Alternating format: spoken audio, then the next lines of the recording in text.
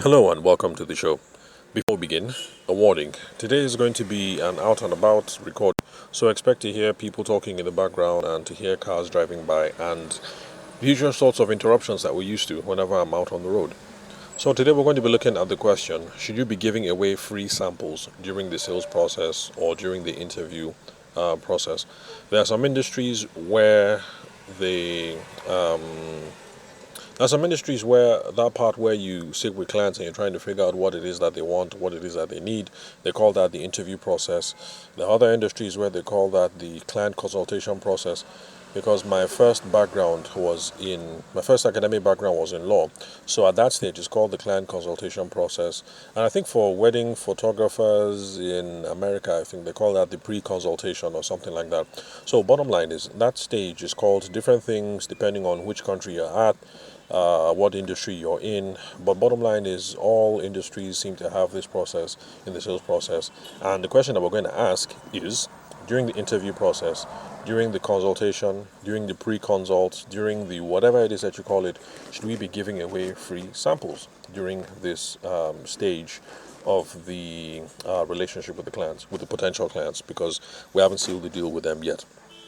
So the answer is, it depends. For those of you who've been listening for a long time, the answer doesn't surprise you because I always like to contextualize my answers because there's no absolute answer for most things when it comes to business. So it depends on the context.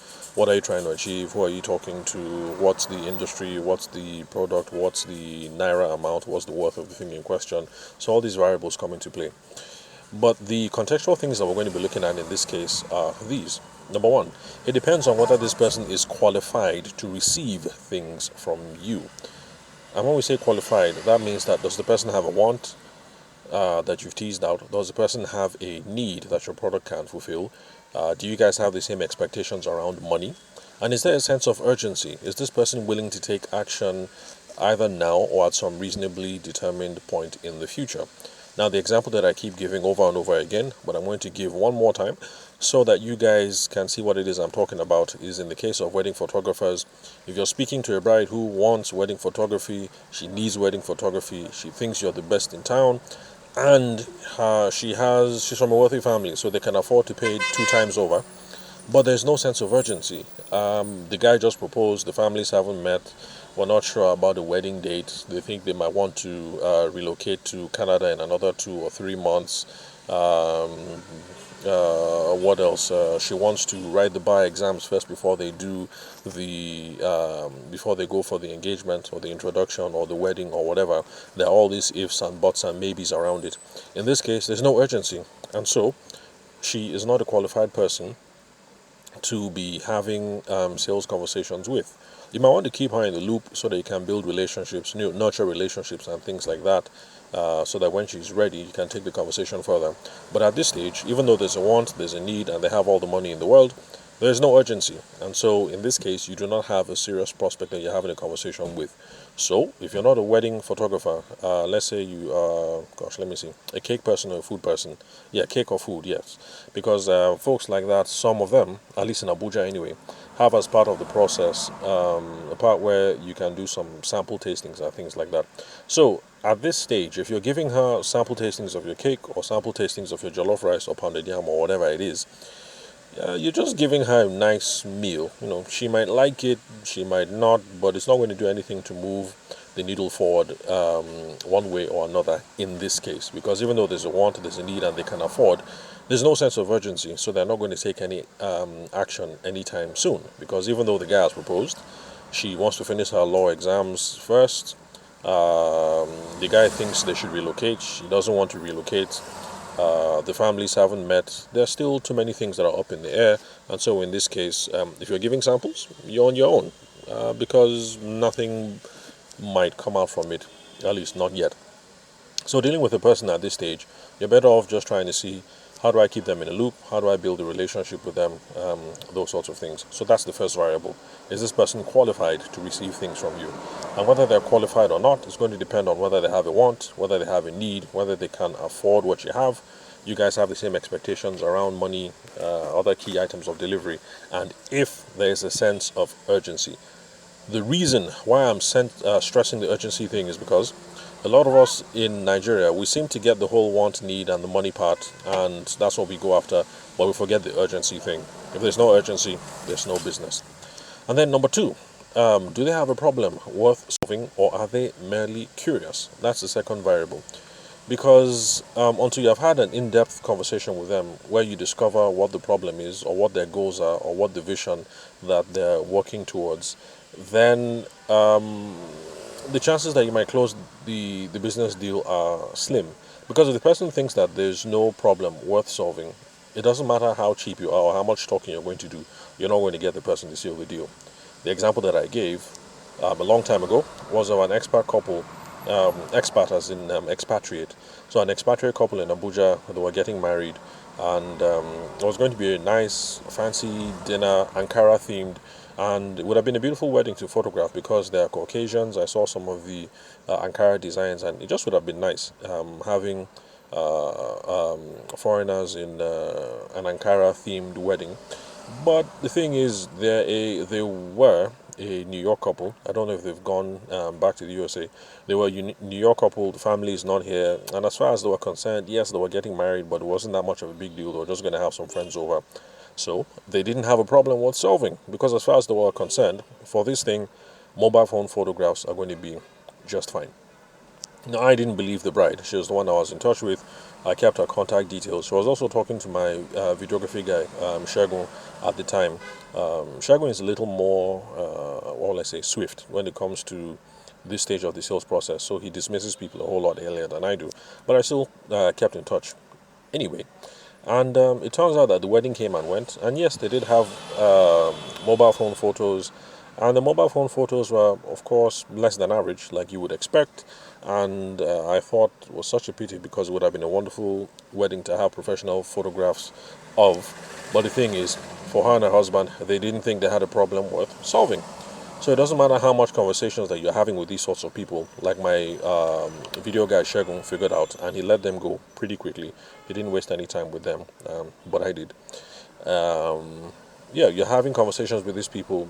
There's no point. Nothing is going to come of it. So if they don't think they have a problem worth solving, and you want to give them free samples or something like that, you're just wasting your time. So if you sell Ankara and maybe the matriarch of the family just died, everybody's getting ready to go for the burial, and they want to buy Ankara so that everybody can go as a squad to celebrate grandma because grandma is dead.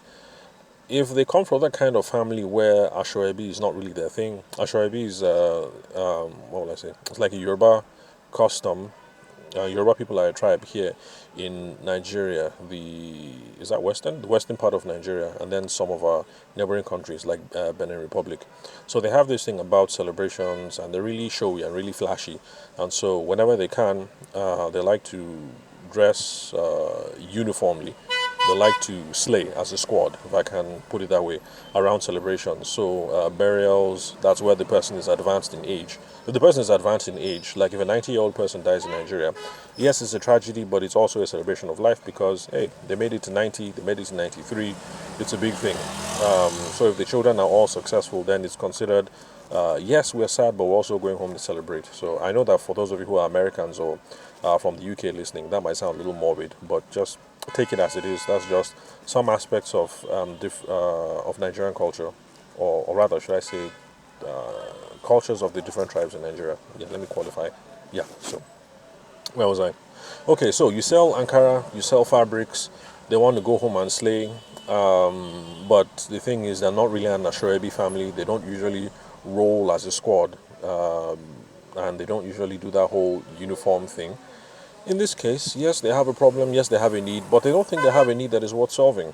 So if you're going to give free Ankara samples for them to show with the aunties and things like that, you might not get the kind of business that you think. You might sell one or two pieces, but hoping to get, let's say they're a large family, and from Lagos, Abuja, maybe Ilorin, Port Harcourt, wherever. Let's say there are about 200 people coming. You're not going to sell those 200 pieces of fabric that you thought. So let's make sure that we're spending time with people who think they have a problem worth solving. If it looks like they have a problem worth solving, yeah, then sure. Give samples of your Ankara, give samples of your cake, give samples of jollof rice or whatever. Looks like there might be a deal here. So if you keep giving samples to people who are not qualified and you haven't discovered what the real problem is, they're never going to buy. And you're going to keep losing time and money and inventory giving out free samples. Every single time you meet with some of these people, you give them sample rice, you give them some sample cake. Well, first of all, before you get the rice cooked, you have to call in your staff to prepare the custom menu, or you have to take some Ankara that you have in store and things like that. You're wasting your time, you're losing money, you're giving out all of these free services. So those are the things you should be looking out for. If they're qualified and we have discovered what the problem is, then yeah, give out a sample and see how that can move the sales process along. Now, other situations where giving free samples and doing free work can be a good idea. The answer is yes. When you're brand new in the business and you need to demonstrate credibility or build up self-confidence, then giving out samples or doing free work, in quote, when I say free, I mean in quote, then it might be a good idea. Because in this case, you're doing free work or giving out samples in exchange for testimonials and referrals, with the hope that that's what you're going to use to get the sales engine going. Now, please pay attention.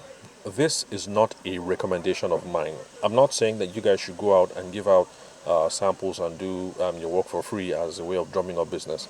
This is not my personal recommendation to you guys. It's just an acknowledgement that it is a valid strategy that people use. I know of people who use it, and it's something that I did myself when I was getting into wedding photography. If this is your first time of listening to the show, that's how I started off in business in Nigeria. Wedding photography. I don't do wedding photography anymore, or rather, I don't chase wedding photography gigs anymore. If any come, I sort it out with my team and we'll get the job done. But anyway, that's how I started in the wedding photography space, wedding and the event space. So, the first portfolio that I used at trade shows and to show clients during in-person visits was comprised of 8 weddings that I had shot before then. Well, first off, a portfolio is something that those of us who are artists use to promote our business. It's a book or a magazine or a website, or whether it's digital or an actual copy. It's just something that shows samples of this is what I've done before, this is what I'm capable of, this is what my creative range is. So that's the whole idea of a portfolio. So my first portfolio was I created 3 wedding albums, and the 3 wedding albums came. I got the images from 8 weddings that I had shot. Now, out of those 8 weddings that I used for the portfolio, only 2 of those weddings were paid for. And one of those weddings was my brother's wedding, which of course I did for free. Where else? Yes, so my brother's wedding I did for free. Only 2 were paid for. All the others, 6, were totally free. And I used that as a sample book, as a portfolio, as a whatever it is that you want to call, to market yourself. I dropped one book with a makeup artist who had a studio in Victoria Island, just in case. So that if I had to meet clients on the island, I could say, "Oh, meet me up at so and so makeup studio," and it would be a good way of cross promoting our services. So that was how I started. So it's not perfect, this whole idea of giving free work or free samples in exchange for testimonials or referrals. It's not perfect, but the thing is, it's better than staying at home and doing nothing. So my own personal philosophy on the matter is that when it comes to this whole thing of free and samples, is we should not be enticing people to work with us. When we do that, it looks like we're begging and we end up losing social capital, at least in this part of the world. So I can't really speak to America or the UK or Russia or Vietnam or wherever you're listening to. So I don't know how things work in your own culture. But in this case, we're going around enticing people. We lose social capital, we lose social status, and it makes us, when it comes to negotiating, it makes us assume lower status and we have less bargaining appeal. It's like you're a beggar chasing after folks. So in the Nigerian context, that doesn't work too well, except in some industries where you're dealing with high net worth individuals, and then that's part of the whole appeal. You following them and begging them and making them feel like they are extremely important and they are extremely, like they're extremely important, or they're your benefactors, or they're the cat's whiskers. And so in that case, it adds to their self-esteem, or it adds to their magnanimity to do business with you. So yeah, there are those situations where you beg and grovel to move the sales process along, because the more you grovel, the more you make the other guy feel like a big boy or a big girl, and the more you get them big-headed and feeling like they're gods, or feeling like they're the big cheese, then the more money they throw your way. But that is not stuff that I do. I don't know how to do that. So if you want to engage in those sorts of practices, you have to speak to another sales consultant. So that's my personal philosophy. Let's not be enticing people, because if it looks like we're begging, we're losing social capital. They look like they're the big cheese. We look like we're the little boys and little girls who are running around looking for our daily bread. And when it comes to negotiation, we now are lower status. We're now small boys. We're now small girls. And that doesn't help with getting a good deal for ourselves. So I think everyone should be positioning themselves as credible alternatives to work with, so that we preserve some status and some appeal, even if you're broke. And I know that's hard, but even if you're broke, you should still have your wits about yourself. Yes, you're broke, and yes, you're dying inside and you haven't eaten in a while, but still, keep your wits about yourself and position yourself as a credible alternative. So, yes, there are 1,000,001 wedding photographers in Lagos or in Abuja, or let's say the person meets you in Balogun Market and you sell fabrics, back to the burial example, where they're going for the burial. So yes, they sell fabrics, and in Balogun Market there are 200 other people who sell fabric. But let's just position ourselves as credible alternatives, and let's not be too desperate. Let's have a sense of self-worth about ourselves, because another thing is, when you have a good sense of self-worth about yourself, it makes it easier to continue the hustle. This whole begging and groveling and everything, you wake up and it just makes it harder to face the day when you're in the whole grovel mindset. So coming off as desperate every day makes it harder for us to get motivated to pursue new customers tomorrow. So that's all for today. Remember, you can subscribe for free. The name of the show is Sales for the Nigerian Business Person Podcast. It's confirmed on Spotify, Google, Apple iTunes, Pocket Cast, and Overcast. If you check any of these places, you'll be able to subscribe without any problems. And then remember to connect with me on LinkedIn. The name is Tavishima Ayede. If you have a problem spelling the name, just check the podcast profile in whichever player that you're listening to. My photograph is there. The correct spelling of my name is there. The email address is there. Now, for those of you who find me on Instagram, Twitter, TikTok, I don't hang out there anymore, but I've kept up all the material that was there. So for Instagram and TikTok, the old videos are there if you guys want to have a watch. So thanks for your time and attention. I'll catch you guys at the next episode.